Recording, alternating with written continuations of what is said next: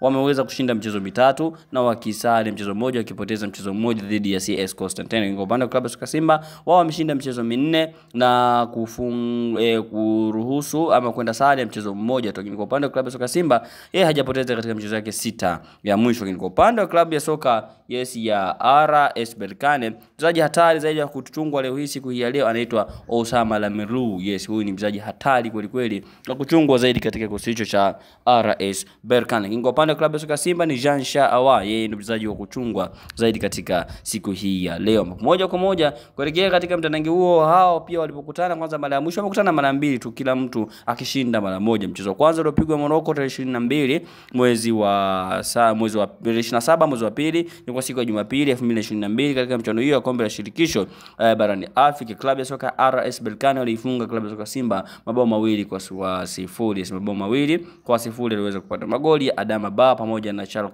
El Bahir.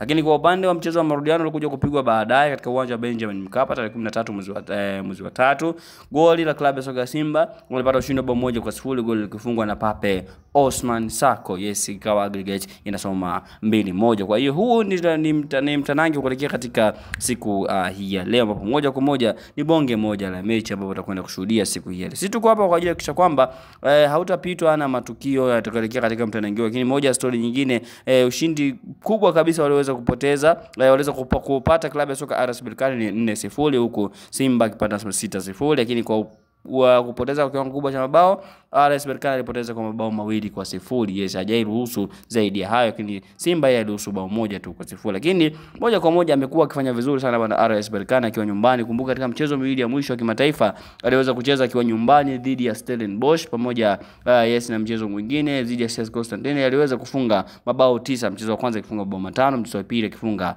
mabao 4. Kwa hiyo ni bonge moja na mechi itakwenda kushuhudia siku ya leo. Una maoni gani kuelekea katika mtanange huu wa siku hii ya leo? Kumbuka ni wawakilishi pekee kutoka Tanzania hawa klabu ya soka Simba katika mchezo hiyo ya kimataifa. Tuandikie kwenye comment hapo chini. Ila kama ndio mara kwanza kutana na video hii, basi